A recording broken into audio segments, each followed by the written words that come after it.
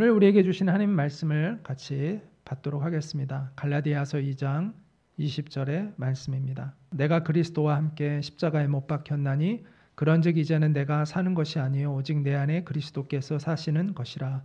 이제 내가 육체 가운데 사는 것은 나를 사랑하사 나를 위하여 자기 자신을 버리신 하나님의 아들을 믿는 믿음 안에서 사는 것이라. 이것은 살아계신 하나님의 말씀입니다. 네, 오늘은 새 생명으로 사는 그리스도인이라는 제목으로 예수님의 그 십자가가 의미하는 바에 대해서 우리가 좀 생각해 보고자 합니다.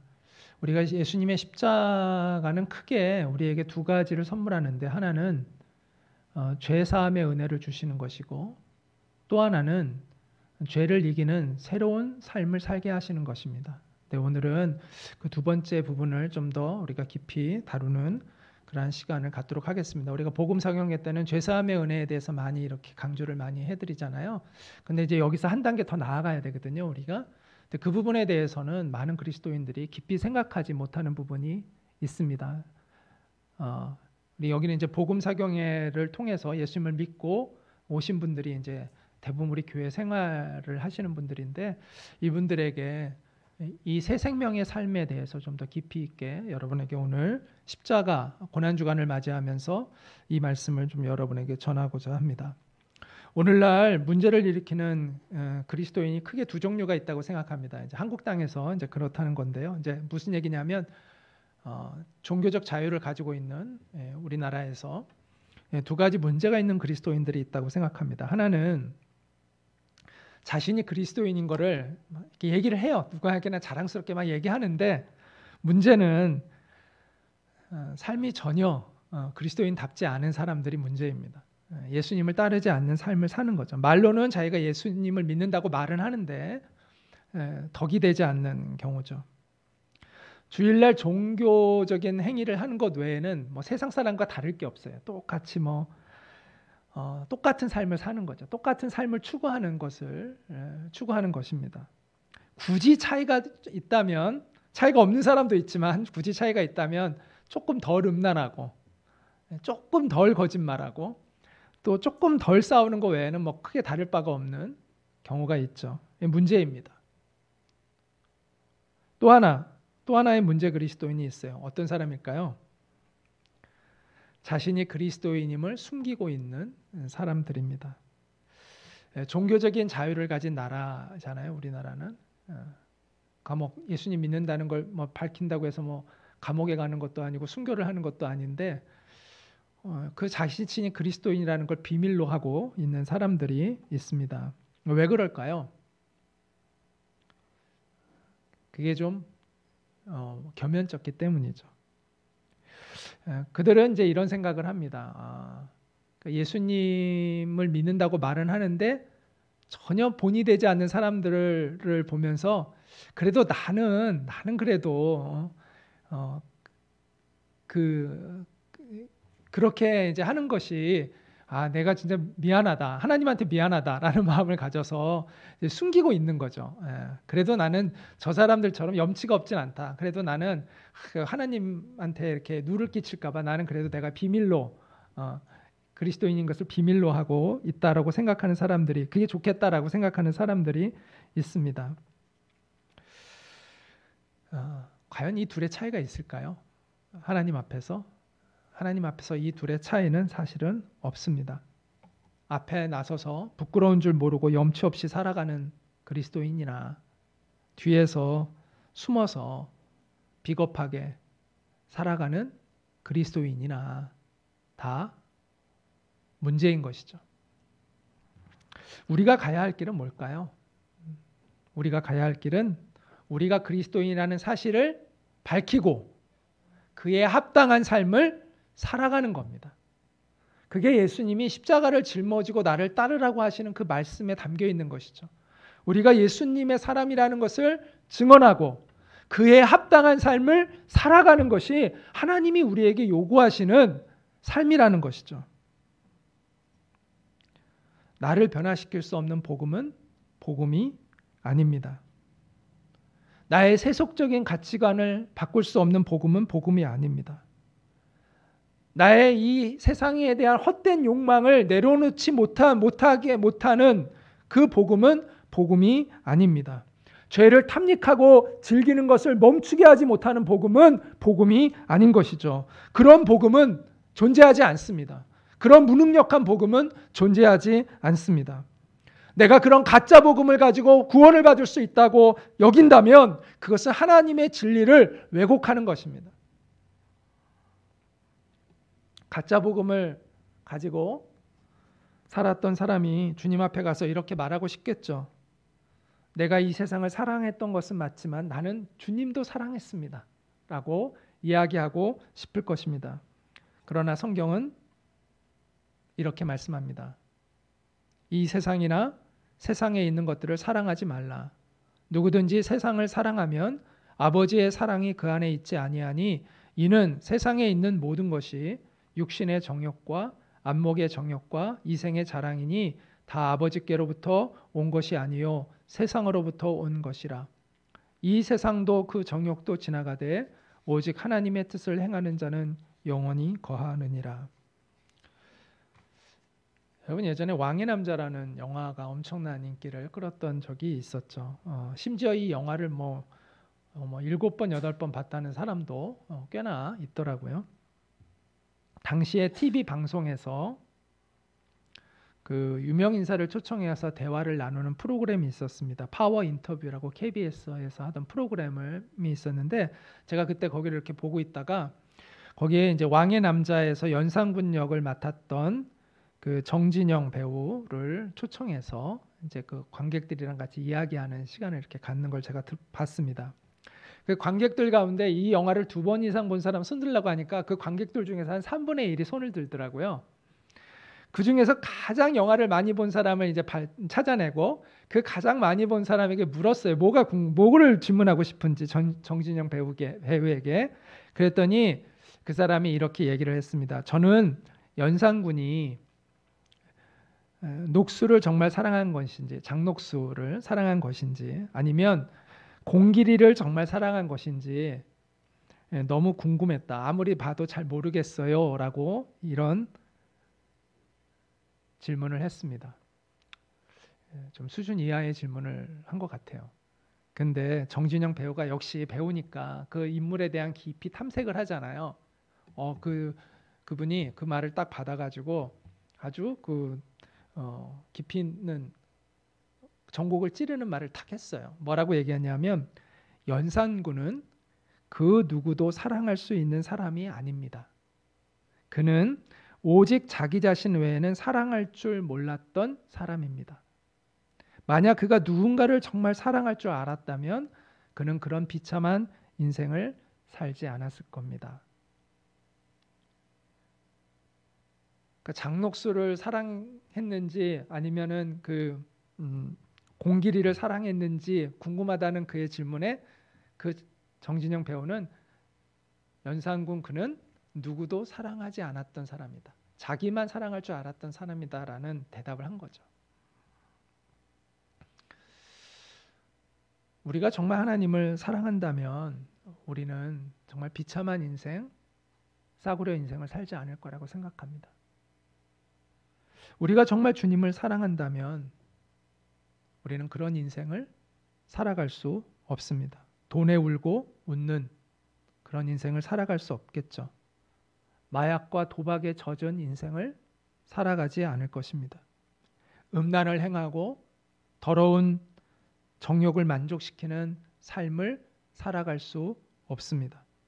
출세를 위해서 온갖 수단과 방법을 가리지 않고 거짓말과 술수를 일삼는 그런 비열한 인생을 살아가지 않을 것입니다.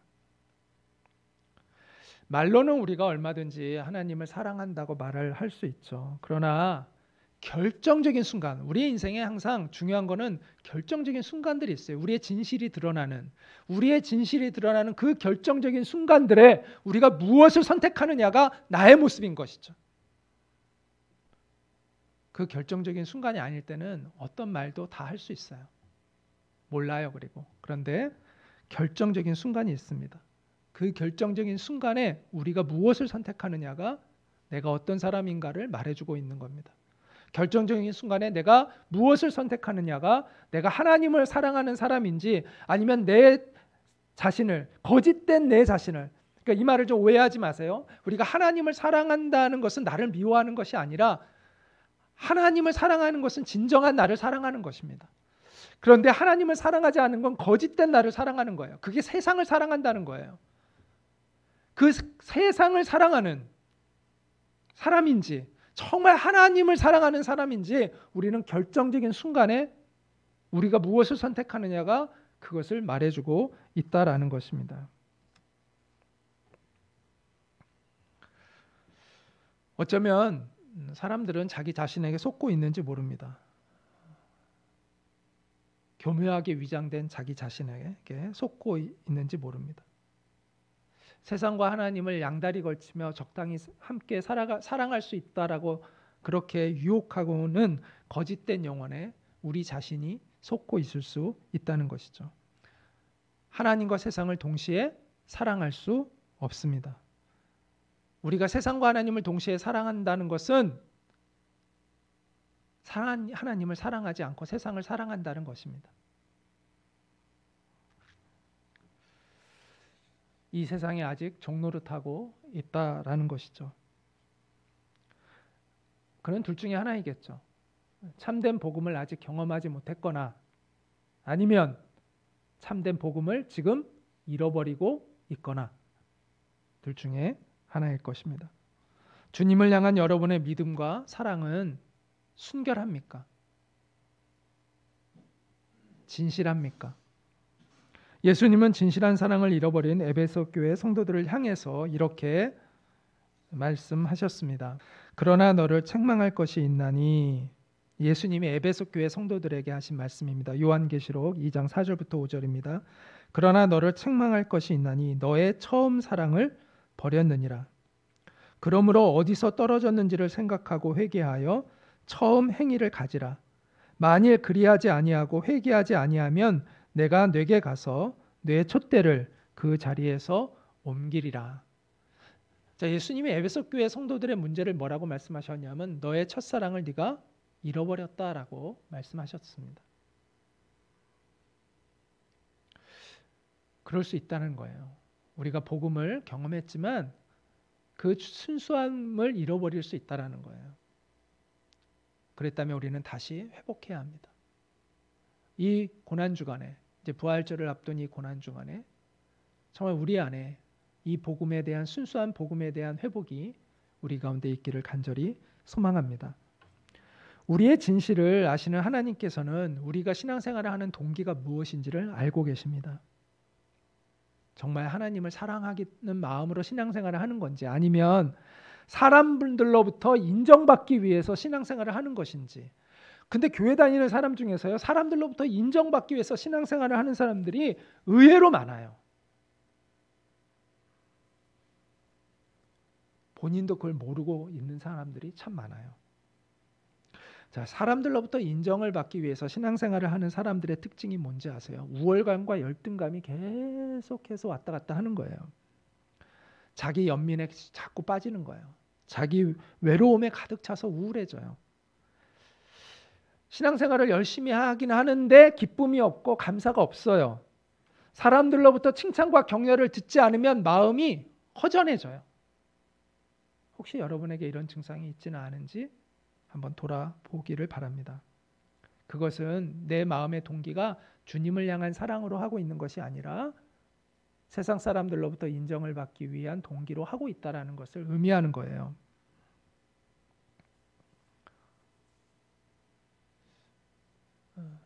제가 아는 어떤 분이 좀 이렇게 경제적으로 여유가 있으신데 어려운 교회에 가서 이렇게 좀 순수한 마음으로 이렇게 섬기셨대요. 이렇게 목사님, 사모님 어려우니까 이렇게 대접도 잘 해드리고 또 필요한 거 이렇게 쌀도 좀 갖다 드리고 그러는데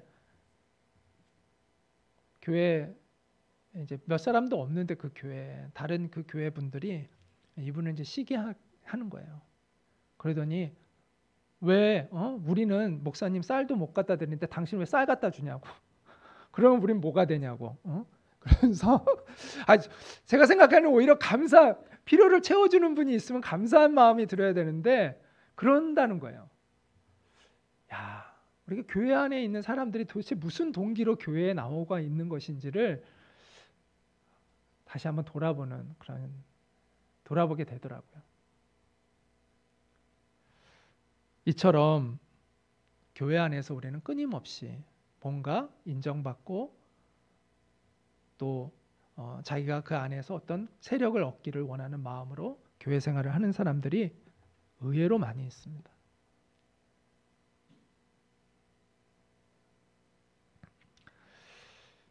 혹시 여러분이 신앙생활을 열심히 하는 동기가 여러분의 열등감, 여러분의 외로움은 아닙니까? 그러면 그 증상이 나타나요. 어떻게 나타날까요? 사람들 때문에 계속 실망할 거예요. 사람들 때문에 화가 날 거예요.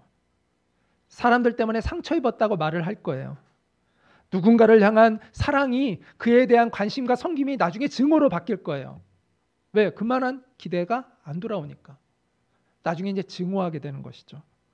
공동체를 위한 섬김이 나중에는 원망과 불평으로 바뀔 거예요.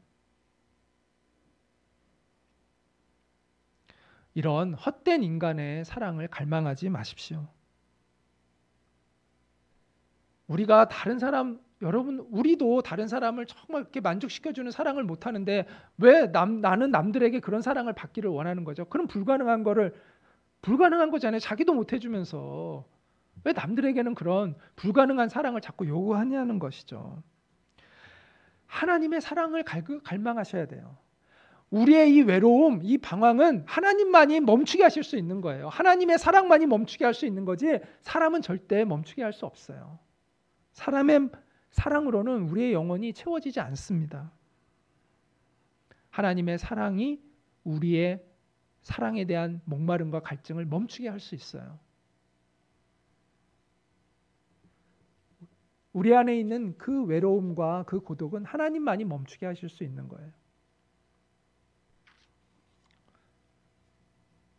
하나님을 향한 그 진실한 사랑을 추구하는 여러분 되시기를 바랍니다. 또한 하나님은 우리의 진실을 알고 계신데 우리의 은밀한 죄를 알고 계십니다. 남들은 모르지만 나만이 알고 있는 그 은밀한 죄를 하나님은 알고 계십니다.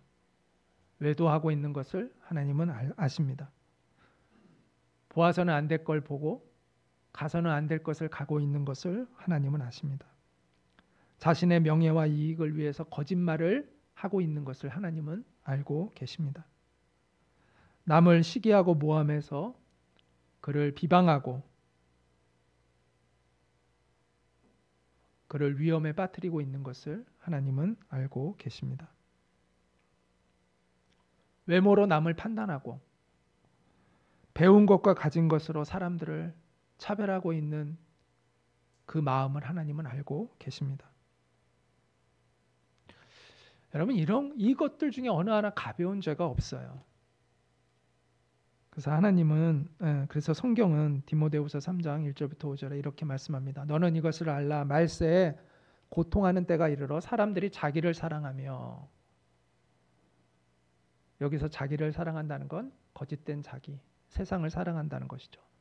돈을 사랑하며 자랑하며 교만하며 비방하며 부모를 거역하며 감사하지 아니하며 거룩하지 아니하며 무정하며 원통함을 풀지 아니하며 모함하며 절제하지 못하며 사나우며 선한 것을 좋아하지 아니하며 배신하며 조급하며 자만하며 쾌락을 사랑하기를 하나님 사랑하는 것보다 더하며. 자, 여기 중요한 말씀이 있습니다. 경건의 모양은 있으나 경건의 능력은 부인하니 이 같은 자들에게서 내가 돌아서라. 이렇게 말씀합니다. 여기 경건의 모양은 있으나 경건의 능력은 부인하니 라고 말씀하고 있잖아요. 자, 여기서 경건의 모양이 있는 사람들이라는 의미는 오늘날로 치면 교회 다니는 사람이라는 것이죠. 종교 행위를 열심히 하는 사람들이에요. 그런데 복음을 잃어버린 거예요. 순수한 그 복음을 잃어버린 채 기독교 문화에만 익숙해 있는 사람들. 기독교 문화에만 익숙해 있는 거예요. 주일에 예배 드리는 거에 익숙하고 성경을 읽고 기독교 음악 듣는 거 좋아하고 또 유튜브에서 기독교와 관련된 강의들 열심히 듣고 좋아해요. 그러나 그의 안에 복음이 없어요. 예수님의 생명이 없어요. 그래서 예수님 믿기 전이나 지금이나 별반 다를 바 없이 살아요. 똑같은 것들을 추구하며 살아요. 이게 기독교 문화에만 익숙해 있고 복음을 잃어버린 사람인 것이죠. 그들은 흔히 이렇게 얘기합니다. 우리는 어쩔 수 없는 죄인들이 아닌가요? 우리가 육신을 입고 사는 동안 어떻게 죄 안 짓고 살 수 있습니까? 거룩하게 산다는 게 말이 그렇지 현실에서는 불가능하지 않습니까? 이런 사람들에 대해서 성경은 이렇게 말씀합니다. 경건의 모양은 있으나 경건의 능력은 부인하니 이 같은 자들에게서 네가 돌아서라 라고 말씀하고 있어요. 경건의 모양은 있으나 경건의 능력은 부인하니 이 같은 자들에게서 네가 돌아서라. 복음이 그렇게 무능력합니까? 우리의 가치관 하나 바꿀 수 없고 우리의 인생을 바꿀 수 없을 만큼 복음이 무능력한 것입니까? 악취가 나고 썩은 냄새나는 그 죄악들을 끊지 못할 만큼 복음이 무능력합니까? 예수님의 십자가는 우리의 죄책감을 갖다 버리는 쓰레기 소각장 같은 곳이 아닙니다. 그냥 계속 죄된 삶을 계속 똑같이 살면서 그냥 마음의 위안을 얻는 그런 것이 아닙니다.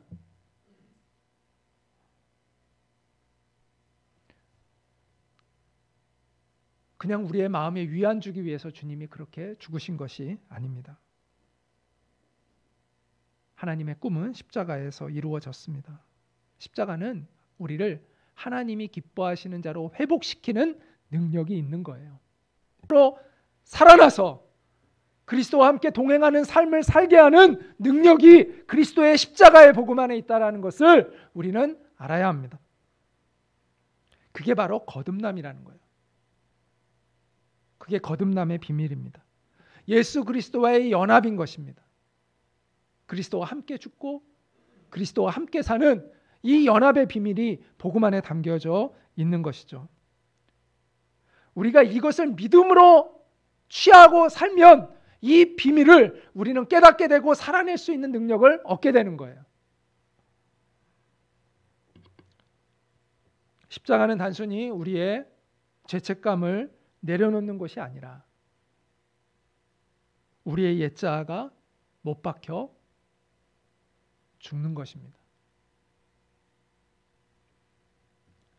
십자가에서 나를 속여왔던 나의 옛자아가 죽는 거예요.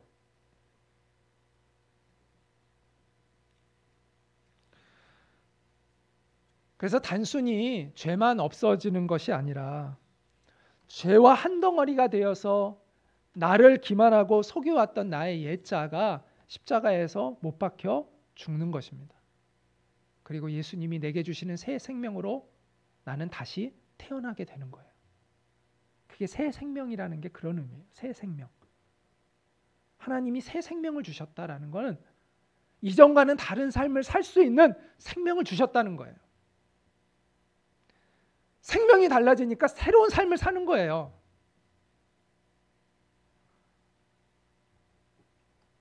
그래서 이 말씀이 계속 성경에는 여러 번 강조되어 있습니다.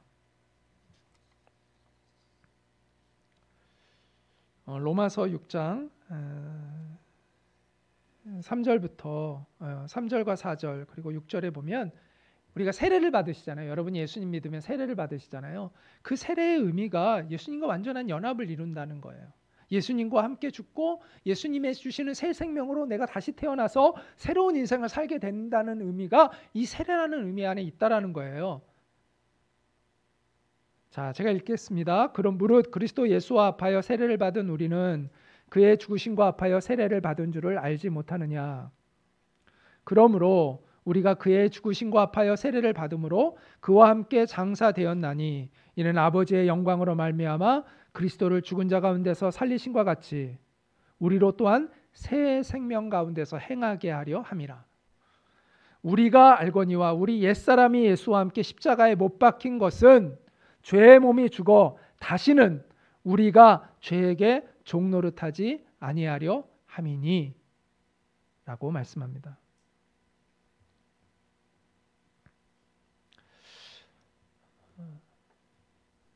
여러분, 닭의 생명을 가진 사람은 닭처럼 살겠죠.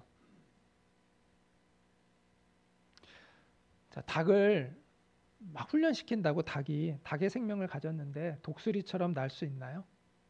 못 날아요. 자, 독수리처럼 날려면 생명이 바뀌어야 돼요. 독수리의 생명으로 바뀌어야 독수리처럼 날 수 있는 것입니다. 우리의 옛자가 죽지 않으면요, 우리는 이 옛자의 삶에서 벗어날 수 없어요. 우리 안에 새 생명이 있어야 새로운 삶을 살아갈 수 있는 거잖아요. 우리가 옛 생명으로 새 삶을 살 수 있어요? 못 살아요. 생명이 바뀌어야 살 수 있는 거예요. 새 생명이 내 안에 들어와야 내가 새 생명의 삶을 살아갈 수 있는 거예요. 그리스도의 생명이 내 안에 들어 있어야 그 생명으로 내가 그리스도인다운 삶을 살아갈 수 있는 거예요. 그걸 예수님이 이루신 거예요. 그래서 성경은 거듭나야 한다고 말씀합니다. 다시 태어나야 한다는 것입니다. 예수께서 대답하여 이르시되 진실로 진실로 내게 이르노니 사람이 거듭나지 아니하면 하나님의 나라를 볼 수 없느니라. 예수께서 대답하시되 진실로 진실로 내게 이르노니 사람이 물과 성령으로 나지 아니하면 하나님의 나라에 들어갈 수 없느니라. 또 여기 고린도후서 5장 17절에 보면 그런즉 누구든지 그리스도 안에 있으면 새로운 피조물이라 이렇게 말씀합니다. 이전 것은 지나갔으니 보라 새 것이 되었도다라고 말씀하고 있습니다. 여러분이 정말 복음을 믿는다면 여러분은 이미 거듭난 사람이죠. 예수 그리스도 안에서 거듭난 사람입니다. 여러분이 정말 진실한 마음으로 예수님이 나를 위해서 무엇을 해주셨는지를 알고 그래서 예수님을 영접을 했다면 여러분 안에 예수님의 새 생명이 들어가 있는 것이 맞습니다. 그런데 문제는 뭐냐면 많은 그리스도인들이 그 사실을 깨닫고 있지 못하다는 거예요. 깊이 깨닫고 있지 못해요. 내 안에 예수의 새 생명이 담겨져 있다는 사실을 깊이 인식하고 있지 못해요. 많은 사람들이 이것을 그냥 상징으로만 알아요. 상징으로만. 그런데 성경은 이것이 관념적인 것이 아니라 영적인 실제로 일어난 사건이라고 이야기합니다. 우리 안에 눈으로 보이지 않지만 영적으로 일어난 실제로 일어난 진실, 사건이라고 말씀합니다. 뭐가요? 그리스도의 새 생명으로 내가 거듭난 것이 영적인 실제라는 거예요. 이 사실을 내가 믿을 때, 즉 예수님과 함께 내가 죽었고 예수님과 함께 내가 다시 태어났다는 것을, 내가 예수님과 함께 다시 살게 되었다라는 것을, 예수 그리스도 안에서 내가 다시 태어났다는 것을, 그것을 믿을 때 이 진리가 내 삶에서 역사한다는 거예요.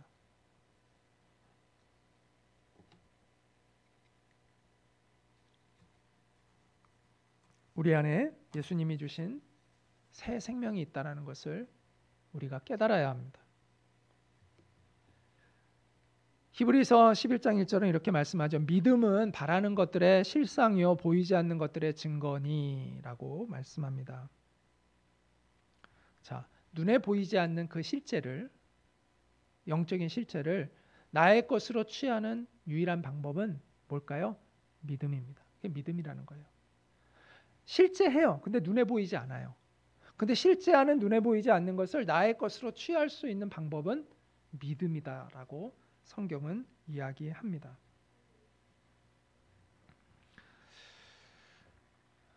내가 그리스도와 함께 죽었고 내가 그리스도와 함께 살게 된 이 영적인 실제를 내가 누리는 방법은 바로 믿음입니다. 우리가 이 믿음을 가질 때 이 진리가 내 안에서 역동하고 역사하는 것을 경험하게 됩니다. 그래서 로마서 1장 11절은 이렇게 말씀하죠. 복음에는 하나님의 의가 나타나서 믿음으로 믿음에 이르게 하나니 기록된 바 오직 의인은 믿음으로 말미암아 살리라 함과 같으니라. 자, 여기서 의인이라는 건 이제 그리스도인을 얘기하는 거예요. 예수님의 의를 덧입어 하나님께서 의롭다고 여겨주신 그 의인은 이제 앞으로 어떻게 돼요? 믿음으로 살아가는 거예요.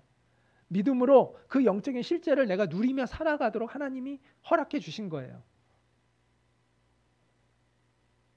자, 영적인 실제가 있어야 우리가 누릴 거 아닙니까? 그게 거짓이면 누릴 수 없는 거죠. 그 실제가 있어야 되는 거죠. 그게 하나님의 선물인 거예요. 근데 우리는 그것을 무엇으로 누리는 거예요? 믿음으로 그 영적인 실제를 누릴 수 있다라는 것이죠.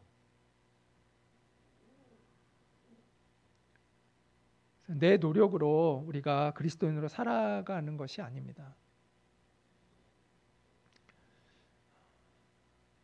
믿음으로 사는 거예요. 그러니까 노력으로 사는 것과 믿음으로 사는 것은 차원이 다릅니다. 이제 노력으로 살면 나중에 그게 뭐가 될까요? 내가 노력으로 해서 뭘 했어요. 그럼 그게 내 자랑거리가 되겠죠. 근데 노력으로 이루는 삶이 그리스도인의 삶이 아니라 믿음이라는 새로운 차원에서 우리가 그것을 누릴 때 우리는 그것이 내 자랑이 아니라 하나님의 은혜에 감사하는 삶을 살아가게 되는 것이죠. 그러니까 약간 비슷한데 좀 달라요. 예, 비슷한데 다르죠. 말로 표현하기가 아주 막 명쾌하진 않은데 하여튼 노력과 믿음은 다른 차원이라는 거예요. 그러니까 우리는 노력으로 사는 삶이 아니라 믿음으로 사는 것이다 라고 성경은 이야기해 줍니다. 믿음으로 산다는 건 하나님의 은혜를 의지하여 산다는 거예요. 그래서 여러분 기도라는 게 뭡니까? 내가 노력해서 할 수 있으면 기도할 필요 없어요. 그렇잖아요. 내가 그냥 열심히 살면 되지 그냥. 되면 내가 그냥 죄 다 끊어버리면 되지 뭐. 내가 그냥 거룩하게 살면 되지 뭐. 내가 다 할 수 있으니까 기도가 할 필요가 없죠. 근데 믿음으로 산다는 것은 내가 할 수 없다는 걸 인식하고 기도하는 거죠. 그리고 주님을 자꾸 생각하는 거예요. 주님 도와주세요. 하루에도 여러 번 수시로 내 안에 계신 주님 나를 도와주세요 라고 하면서 살아가는 거예요. 그게 믿음이죠.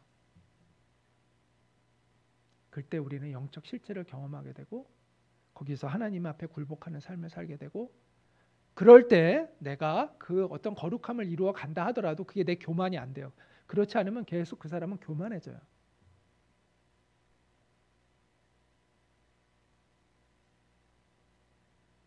그래서 그리스도인은 저는 당당하지만 겸손하지만 당당한 사람들이라고 생각해요. 당당하게 살아가지만 늘 겸손한 마음을 갖고 있는 사람이 그리스도인이라고 생각합니다. 왜? 은혜에 의지하여 살기 때문에. 그게 믿음인 것이죠. 그래서 믿음은 하나님께서 나를 위하여 이루어 놓으신 그 실제를 믿음으로 나의 것으로 취하며 살아가는 겁니다. 거기에 새 생명의 능력이 있습니다. 여러분 가운데 이 믿음이 있는가를 한번 점검해 보시기를 바랍니다.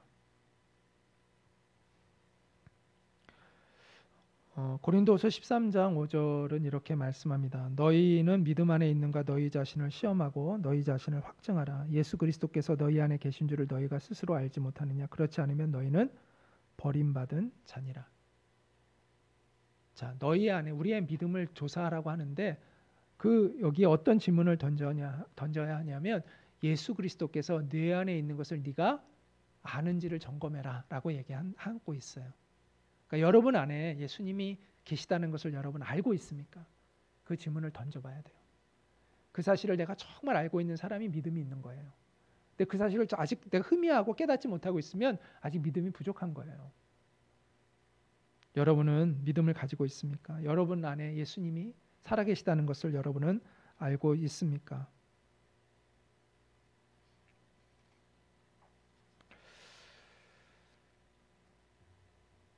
그 온전한 믿음을 갖는 여러분 되시기를 바랍니다. 그것이 우리가 그리스도인답게 살아갈 수 있는, 죄를 이기고 승리하는 삶을 살아갈 수 있는 비결이에요. 이 믿음이 없잖아요. 그럼 죄를 이길 수가 없어요. 이 믿음을 확실히 할 때만이 죄를 극복할 수 있어요. 자, 그렇다고 해서 좀 오해하지는 마세요. 제가 이제 우리는 죄를 하나도 안 짓고 뭐 완벽한 그런 삶을 살 수 있다, 이런 얘기를 하는 것은 아닙니다. 달리다가 넘어질 때도 있을 수 있는 거죠. 근데 분명히 그러나 분명한 것은 이전과는 다른 삶을 산다는 거예요. 그걸 내가 느껴요. 이전과는 달라졌다는 것을. 죄 가운데 막 허덕이며 사는 그런 인생이 아니라 이제는 다른 인생을 내가 살게 됐다는 것을 알게 됩니다. 완전하지는 못한데 온전하다는 것이 무엇인지를 좀씩 알아가게 돼요. 물론 이제 하늘나라에 가서 우리가 이제 완전한 거죠. 그래서 우리가 하늘나라를 또 갈망하는 거죠. 주님의 이미 하늘나라는 이미 우리 가운데 있죠. 그런데 그 나라가 지금 완성되지 않은 거죠. 언제 완성이 돼요? 예수님이 다시 오실 때 완성되는 거예요. 그 완성되는 하나님의 나라를 우리가 고대하는 것은 우리가 아직 완전하지 않기 때문에 그걸 갈망하죠. 그러나 늘 강조하지만 하나님의 통치를 받는 그 새로운 삶의 세계를 우리는 경험하고 있어요. 그래서 갈망하는 거예요. 완전하지는 않지만 그 완전함을 향하여 가고 있는 그것이 확실하기 때문에 그걸 갈망할 수가 있는 거예요. 그 맛을 알기 때문에 갈망할 수가 있는 거예요. 그걸 내가 맛보았기 때문에 그 세계를 갈망할 수가 있는 거예요.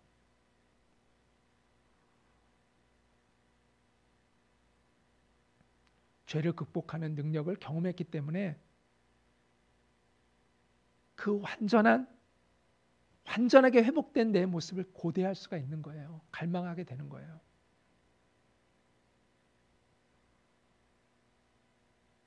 오늘날의 가장 큰 비극은 그리스도인들이 이 복음의 능력을 잃어버리고 살아가는 사람이 너무 많다는 것입니다.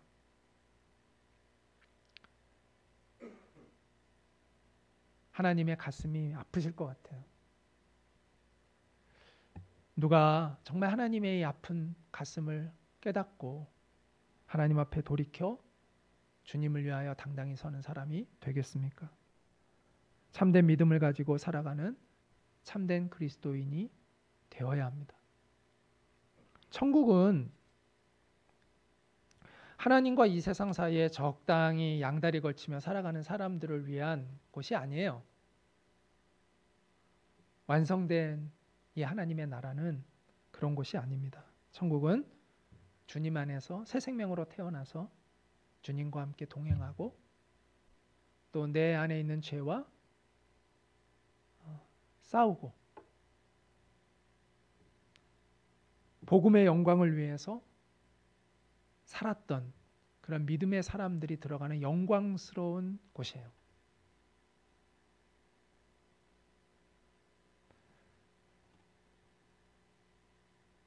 나는 정말 지긋지긋한 이 세상에서 살기 싫어라고 하면서 가는 그런 곳이 아니라 영광스럽게 들어가는 그런 곳이 바로 하나님의 나라입니다.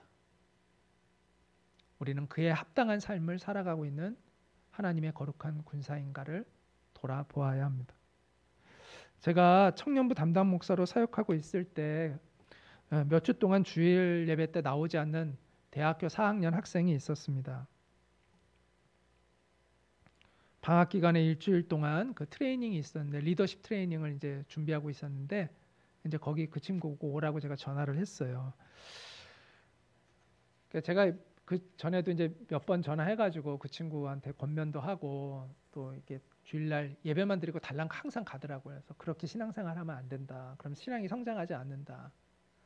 또 훈련도 받고 제자 훈련도 받고 그러면서 네가 이제 앞으로 이제 4학년 졸업하면 직장 다니고 하면 정말 정신없이 막 그렇게 살아가기 때문에 지금 이럴 때 좀 그래도 학생일 때 이런 훈련 받을 기회가 많으니까 이럴 때 훈련 받아야 된다 라고 얘기했더니 자기가 그러겠다고. 그래서 내가 다음에 이제 우리 방학하면은 훈련할 거 있으니까 그때 훈련할 거니까 그때 그럼 연락 줄게 라고 했었거든요. 그래서 제가 연락을 한 거예요. 근데 그날따라 그 친구가 뭐가 기분이 좀 안 좋았든지 굉장히 퉁명스럽게 저한테 제가 그 권면을 했더니 오라고. 자기 뭐 바쁜 것도 별로 없대요. 물어봤어요. 제가 뭐 좀 이렇게 바쁜 거 특별히 없대요. 그럼 잘 됐다. 그러면 이제 훈련 이제 시작할 거니까 오라고 했더니 안 할래요. 그러는 거예요.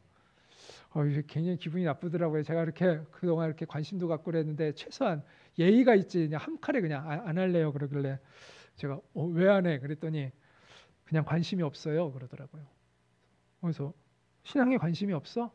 제가 이렇게 물었어요. 전화로 했더니 그 친구가 신앙에 관심이 없는 건 아니고요. 교회는 가야죠. 그러더라고요. 그래서 제가 교회는 왜 나오려고 하는데 내가 물었어요. 그랬더니 천국에 가야죠. 그러더라고요. 그래서 제가 누가 천국에 가는데 제가 다시 물어봤어요. 그랬더니 아무 대답을 못 하더라고요. 누가 천국에 가는데 했더니 아무 대답을 못 해요. 그래서 예수 믿는 사람이 천국까지 했더니 네 그러더라고요. 네가 예수님 믿냐? 제가 그랬어요. 예수님 믿는다는 게 예수님이 주인 된다는 고백인데 네가 정말 예수님 믿냐? 예수님이 나더러 주여 주여 하는 자마다 다 천국에 들어가지 않을 거라고 얘기했잖아. 미안한 말이지만 너는 복음이 뭔지 아직 모르는 것 같아. 너는 복음을 경험해야 돼. 제가 이렇게 얘기해 줬어요. 여러분은 정말 예수님 믿습니까? 여러분은 복음을 경험했습니까? 예수님은 여러분 안에 살아계신 주님이십니까?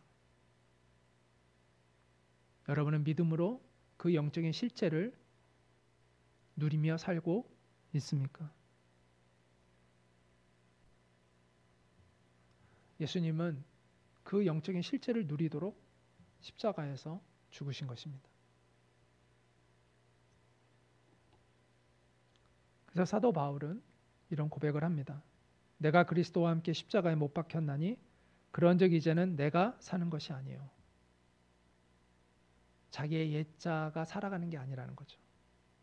오직 내 안에 그리스도께서 사시는 것이라. 그리스도 안에 있는 새 생명으로 사는 것이다. 이런 것입니다. 이제 내가 육체 가운데 사는 것은 나를 사랑하사 나를 위하여 자기 자신을 버리신 하나님의 아들을 믿는 믿음 안에서 사는 것.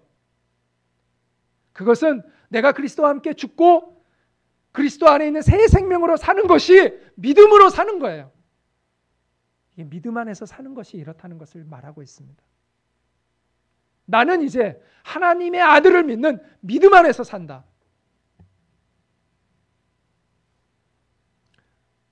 하나님의 아들을 믿는 믿음 안에서 사는 여러분 되시기를 바랍니다.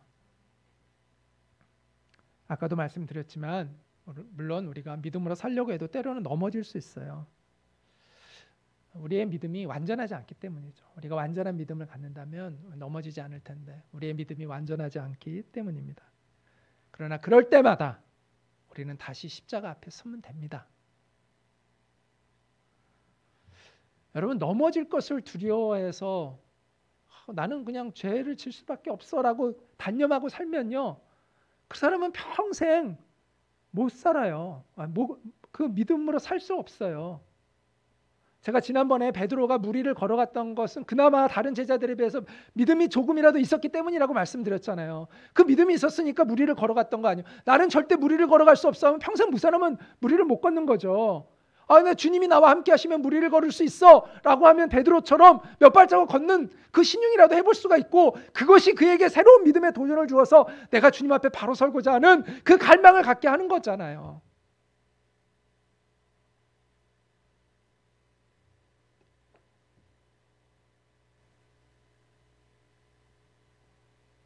거듭남, 중생이라고도 얘기하죠. 다시 태어나는 것, 이 거듭남. 이 거듭남이 영적 실제인 것을 믿고 주님과 함께 이 믿음의 테스트, 믿음의 실험들을 하시기 바랍니다. 믿음의 도전을 하시기 바랍니다. 그러다 보면 처음에는 몇 발짝 가다 넘어지지만 그 몇 발자국이 이제 몇십 발자국이 되고 또 그게 또 더 몇백 발자국이 되고 이렇게 점점 주님과 동행하는 것이 익숙해지는 것이죠. 믿음이 성장하는 거죠. 그 믿음이 성장한다고 얘기하는 거죠.